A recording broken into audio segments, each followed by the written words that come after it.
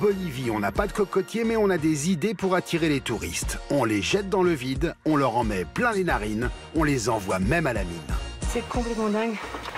Enfin, on a limite l'impression d'être dans un film.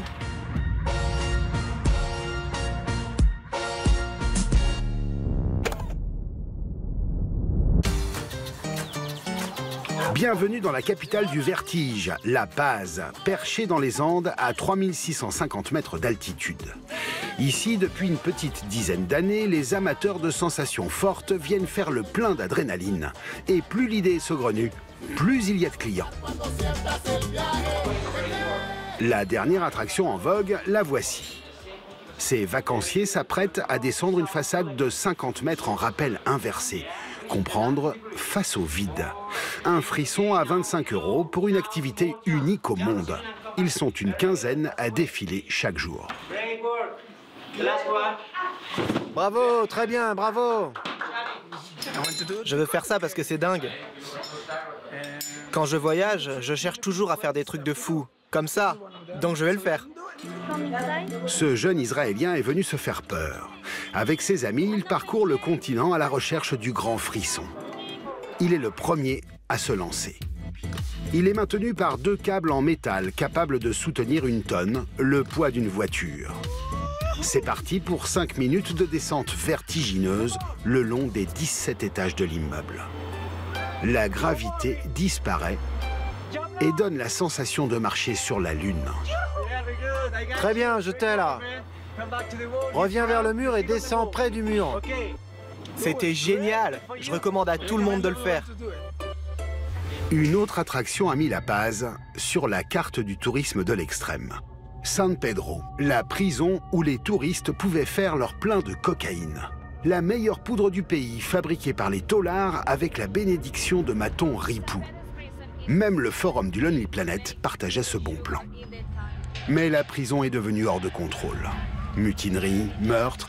Il y a 5 ans, les autorités ont fermé les portes au public.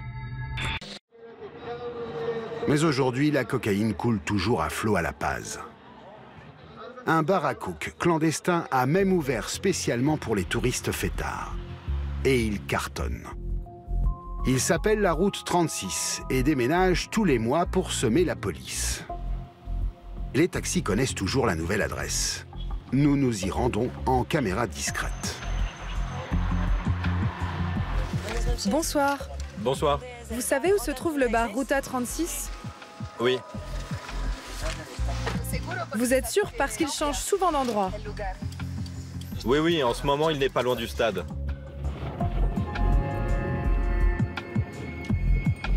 Cinq minutes plus tard, le taxi nous arrête en plein centre-ville, devant un immeuble désaffecté. Bonsoir. Salut. Vous pouvez entrer. 4 malabars nous indiquent le chemin. C'est 4 € l'entrée. À l'intérieur, une dizaine de touristes. Des Australiens, des Espagnols. Pour pimenter les cocktails, des lignes de coke dans des assiettes en plastique. Ici, on se fait vite des amis. Salut. Salut. Vous venez d'où les filles? Moi, je viens d'Espagne. Vous savez, en Europe, c'est impossible de trouver un bar comme ça, avec de la cocaïne sur la table. En Europe, c'est 200 € le gramme, et elle est coupée. Alors qu'ici, elle est pure pour 18 €. Le problème, c'est que ce genre de petite séance peut finir en very bad trip. L'an passé, une quarantaine de touristes en ont fait l'expérience et ont atterri en urgence dans cette clinique. 2 n'ont pas pu être sauvés. Le touriste n'est pas habitué à consommer de la drogue aussi pure dans son pays. Sans compter qu'on est à 3600 mètres au-dessus de la mer. Le risque de problèmes cardiaques et pulmonaires est beaucoup plus élevé. Ici, on a tous les médicaments prêts pour une urgence médicale. Parfois, ils font des mélanges très forts avec l'alcool et la cocaïne. En cas d'intoxication, la vie ou la mort, ça peut se jouer à quelques minutes. Et la tendance n'est pas à l'accalmie. Il y aurait aujourd'hui à La Paz 15 cliniques privées spécialisées dans l'accueil des touristes tombés dans la poudre. Pourtant, à la brigade des stupes, on ne croit pas au narcotourisme. D'ailleurs, on n'a jamais entendu parler de ces fameux bars à coke. On interroge souvent les touristes pour cerner ce qu'ils savent en matière de consommation de drogue. Ils ne nous ont jamais signalé quoi que ce soit.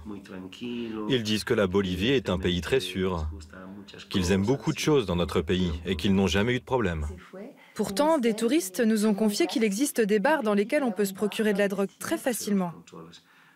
On fait des contrôles permanents, mais on n'en a jamais vu. Mais pourquoi les touristes peuvent en trouver et pas vous? Là maintenant, vous avez clairement deux versions qui s'opposent. Celle d'un touriste et d'un chauffeur de taxi qui disent que c'est facile, et notre version qui dit que nous faisons notre travail. Bref, soit les policiers ne savent pas chercher, soit ils regardent ailleurs, histoire de ne pas gâcher le séjour des gringos. Car la Bolivie a besoin de devises. Et l'an dernier, le tourisme a rapporté plus de 600 millions de dollars au pays. Alors, pas de touche aux touristes. La grosse machine à cash, on la trouve dans la vallée des Yungas. C'est là que les voyageurs viennent chercher le grand frisson, sur la route de la mort.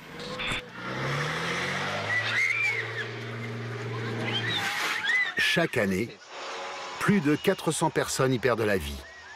Les précipices ne pardonnent pas et le terrain rend les sauvetages très compliqués.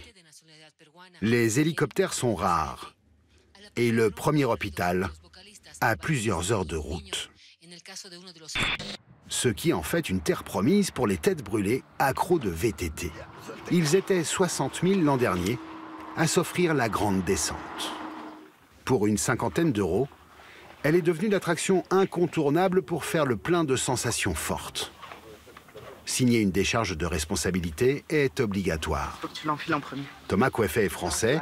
Il est guide touristique depuis 5 ans pour l'une des nombreuses agences spécialisées sur la route de la mort. S'il vous plaît, ne faites pas de zigzag et ne vous parlez pas entre vous. Vous savez, les conducteurs boliviens sont fous. Donc faites attention, ok? Ce citoyen américain est venu jusqu'ici pour dompter sa peur du vide. J'ai l'impression de faire 20 kilos de plus. Mais si c'est pour la sécurité, j'en remettrai même une couche. Les gars, vous êtes prêts? Allez, c'est parti. C'est par là, on y va. Allez, go! Tout commence à 4700 mètres d'altitude, au cœur des glaciers de la cordillère des Andes. C'est parti pour 4 heures de descente. 40 km des vallées à plus de 70 km/h, au milieu de falaises vertigineuses.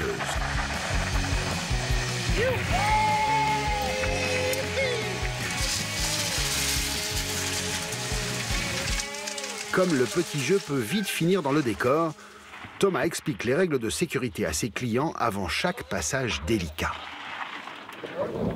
Dans 30 secondes, on va devoir passer par une cascade. C'est la partie la plus dangereuse. Si vous tombez là, c'est game over. Désolé, mais je suis obligé de vous faire peur. Restez bien sur votre droite et ne passez pas trop vite, ok?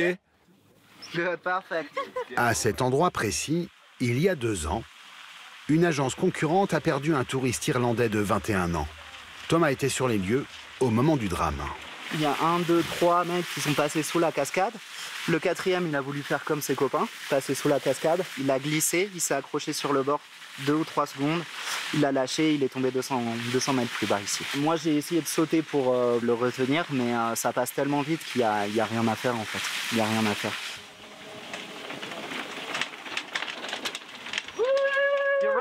Vous êtes prêts, les gars? 1, 2, 3... 3500 mètres de dénivelé plus tard, le groupe est enfin arrivé.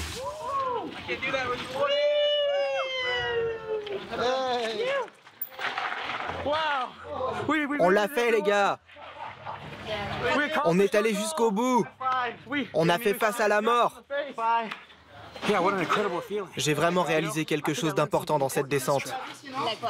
Tout est une question de confiance. Si t'as confiance en ton guide, si t'as confiance en ta bécane, alors t'as confiance en toi.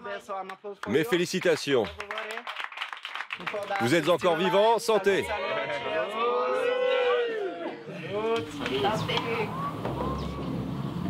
Spectaculaires, toujours dangereuses, souvent mortelles, les routes de Bolivie sont désormais un argument touristique.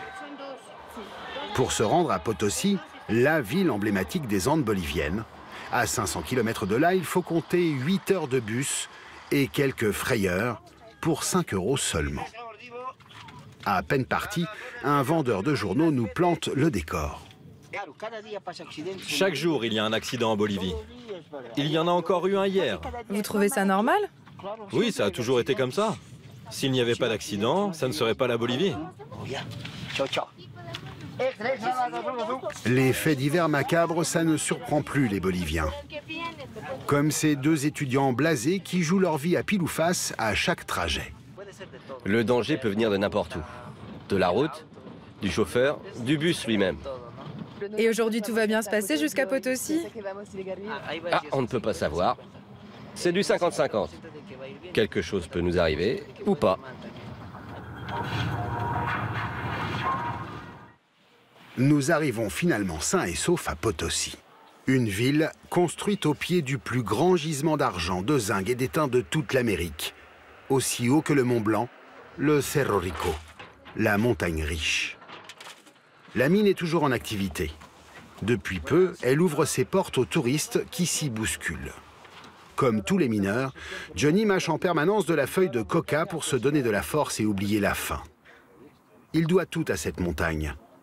Il l'a creusée pendant 20 ans et maintenant, il l'a fait visiter aux curieux de passage. Le plus grand danger, ce sont les émanations de monoxyde de carbone. Il y a aussi la dynamite, lorsqu'elle est manipulée par quelqu'un qui n'a pas l'expérience. Mais ce qui arrive généralement, c'est qu'une zone de travail s'effondre à l'intérieur. C'est vraiment petit comme entrée. Je sens qu'on va bien s'amuser. J'espère juste que nos lampes vont marcher. Je me sens un peu perdue. Ouais, on a l'impression de gêner, je sais pas. C'est un moment très bizarre. Comme s'ils nous regardent, qu'est-ce qu'ils foutent là, ceux-là, quoi. Pendant 2 petites heures, les voyageurs vont toucher du doigt le quotidien des forçats de la montagne. Ils sont encore 16 000 à trimer dans ces galeries. Premier arrêt devant El Tillo, le dieu de la mine. Les mineurs le vénèrent et lui font des offrandes pour demander sa protection. Feuilles de coca, tabac, alcool et même de la dynamite. Quelqu'un a de l'alcool? Tio, je te demande protection et sécurité dans ta montagne. Épargne-nous les accidents. Cette cérémonie se répète à chaque entrée dans la mine. Il y a beaucoup de morts ici? On ne parle pas de ces choses-là ici. Ça porte malheur. Ceux qui creusent cette montagne l'ont surnommée la mangeuse d'hommes. Depuis que les Espagnols ont découvert ce gisement au XVIe siècle, plus de 6 millions d'indigènes seraient morts dans la mine, victimes d'éboulements ou d'épuisement. Aujourd'hui encore, la montagne engloutit en moyenne 4 mineurs chaque semaine. Il y a beaucoup de poussière. Ça me fait mal quand je respire. C'est pour ça que j'utilise ce masque. Qu'est-ce que tu penses des touristes qui viennent te voir? Ah, je trouve ça bien. Ils viennent nous voir travailler, à l'ancienne encore. Il y en a beaucoup, mais ça ne nous dérange pas. On discute avec eux, ils nous posent des questions. Tiens, prends ça, ça te fera du bien. Merci, tu es bon avec moi. Allons-y. On va le laisser retourner au boulot. La visite coûte 12 €. 2 jours de salaire d'un mineur. Les touristes sont venus avec de maigres cadeaux. La mine prend des airs de zoo. C'est complètement dingue de vivre ça, de se dire que ça existe encore. Enfin, on a limite l'impression d'être dans un film. L'expédition vire à la spéléologie. Les boyaux se resserrent, l'air se fait rare. L'année dernière, un touriste argentin n'a pas survécu à un malaise causé par le manque d'oxygène et l'altitude. Les badauds en ont pour leur argent. Le danger est partout. Là, il y a un énorme trou. La moindre chute peut être mortelle. Si te caes, Si tu tombes, t'atterris dans une autre galerie. Les galeries sont toutes les unes sur les autres. C'est un vrai gruyère ici. Il y a combien de mètres en dessous? Oh, pas grand-chose. 7, 8, 10 mètres. On vient juste de marcher au-dessus d'un énorme précipice. Bravo les gars. Les règles de sécurité, c'est vraiment zéro. La visite est terminée. Retour à l'air libre. Libéré. Oh. Le bonheur. Il y a un trou là. Je me suis senti vraiment mal d'entrer là-dedans et de les voir travailler tellement dur pour avoir si peu d'argent. Et moi, je suis là à vouloir prendre des photos d'eux. Mais bon, c'était vraiment intéressant. Cerro Rico et ses 600 galeries menacent de s'effondrer à tout moment. Pourtant, le gouvernement bolivien est bien décidé à faire de Potosí un pôle touristique de premier plan. Il entend même doubler le nombre de visiteurs d'ici à 2025. En Bolivie, on a vraiment le goût du risque.